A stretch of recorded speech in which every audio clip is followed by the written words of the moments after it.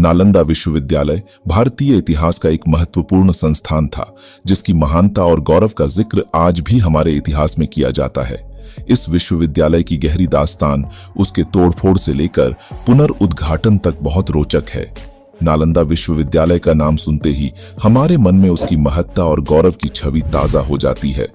यह विश्वविद्यालय भारतीय उपमहाद्वीप के अंतर्गत स्थित था और विश्व के अग्रणी शिक्षा संस्थानों में से एक था। नालंदा विश्वविद्यालय के तोड़फोड़ की दुखद कहानी जब हम सुनते हैं, हमारा मन व्यथित हो जाता है। इस महान संस्थान को 12वीं शताब्दी में मुस्लिम आक्रांताओं द्वारा तोड़ दिया गया था। इसके बाद यह ऐतिहासिक स्थल लंबे समय तक अंधकार में छिपा रहा। समय का पहिया कुछ इस तरह घुमा है कि यह भारतीय गौरव फिर से जीवित हो उठी है। नालंदा विश्वविद्यालय फिर से पुनरुद्घाटित हुई है। भारत सरकार ने नालंदा विश्वविद्यालय को पुनः स्थापित करके फिर से एक बार भारत की इतिहास स्वर्णिम अक्षरों से लिखा है।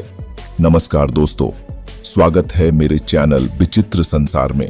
दोस्तों, चैनल को सब्सक्राइब नहीं किए हैं तो चैनल को सब्सक्राइब करें और साइड में दिए गए बेल आइकन को प्रेस करना ना भूलें। तो आइए वीडियो शुरू करें। जब इस महाविद्यालय को आग लगाई गई थी तो इमारत को आग ने अपने साए में ढक लिया था। हर तरफ तबाही मची हुई थी। पूरे बिल्डिंग और लाइब्रेरी सब जल रहे थे। लाइब्रेरी इतनी विशाल थी कि बाहर के बाकी हिस्सों में लगी आग कुछ दिनों में बुझ गई, लेकिन लाइब्रेरी 3 महीनों तक जलती रही। करीब 90 लाख ग्रंथ और पुस्तकें, जिनमें आयुर्वेद से लेकर अंतरिक्ष तक सबका ज्ञान था, सब इस भीषण आग में जलकर राख हो गई। और इस सब के पीछे था एक सनकी और जिहादी शासक और उसकी असुरक्षा की भावना, जिसकी लगाई हुई आग में ज्ञान के इतने बड़े भंडार को जलाकर खाक कर दिया। नालंदा विश्वविद्यालय भारत के बिहार राज्य में स्थित था और यह विश्वविद्यालय विश्व के सबसे प्राचीन विश्वविद्यालयों में से एक माना जाता था।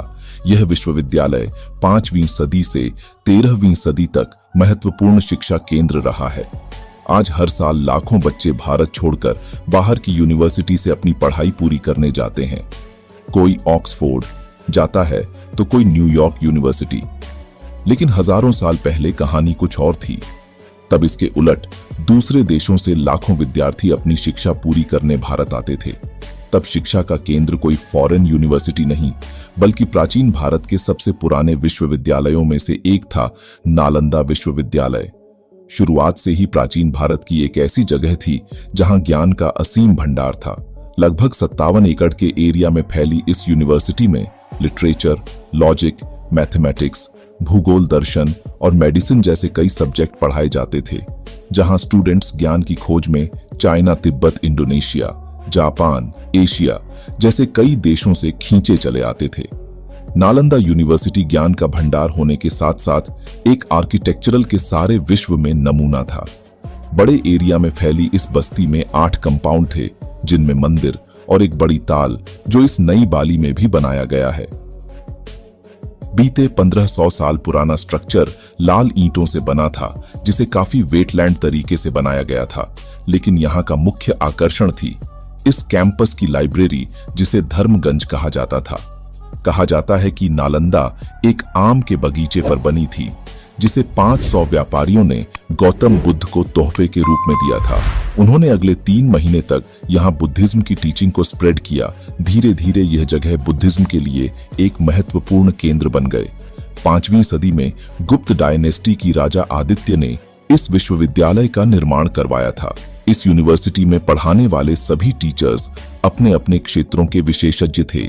ऐसा कहा जाता है कि आर्य, जिन्हें फादर ऑफ मैथमेटिक्स नाम से जाना जाता है और जिन्होंने शून्य की खोज की थी, वो 6ठी सदी में इस विश्वविद्यालय के मुखिया हुआ करते थे।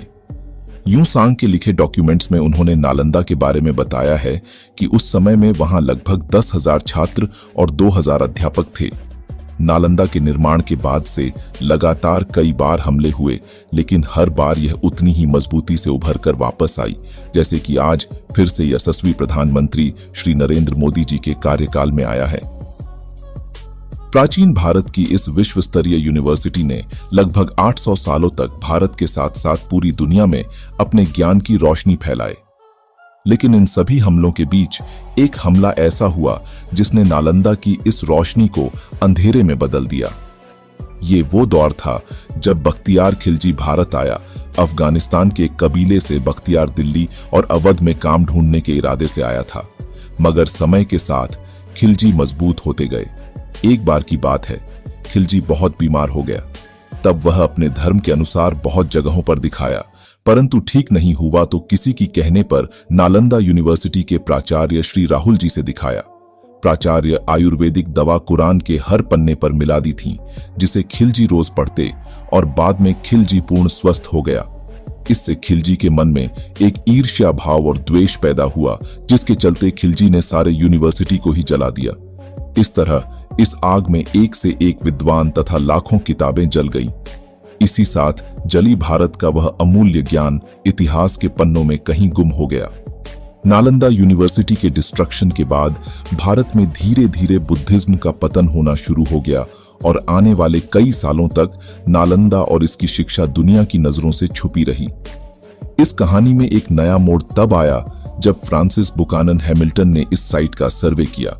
उसने तुरंत आर्कियोलॉजिकल सर्वे ऑफ इंडिया को इस बात की खबर दी और कुछ सालों तक सर्वे करने के बाद आखिरकार एएसआई ने इस बात की पहचान कर ली कि यह वही इलाका था जिसके बारे में चाइनीज ट्रैवलर यून सांग मेंशन किया गया था।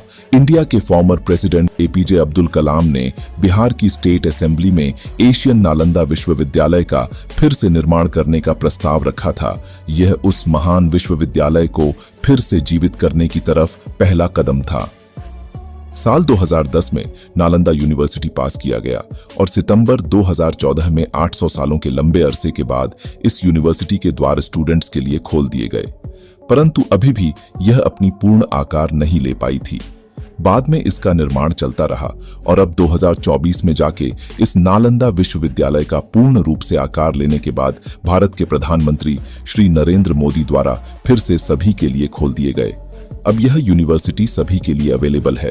तो ये रहे नालंदा विश्वविद्यालय की दिल को झकझोर देने वाली इतिहास। भारत के लिए यह ऐतिहासिक विश्वविद्यालय क्या अपनी वही पहचान बना पाएगी या फिर से ओझेल हो जाएगी? इस बारे में आपकी क्या प्रतिक्रिया है, हमें कमेंट में जरूर बताएं। अगर आपको हमारा यह वीडियो पसंद आया है तो इसे लाइक करें, शेयर करें और हमारा चैनल विचित्र संसार को जरूर सब्सक्राइब करें।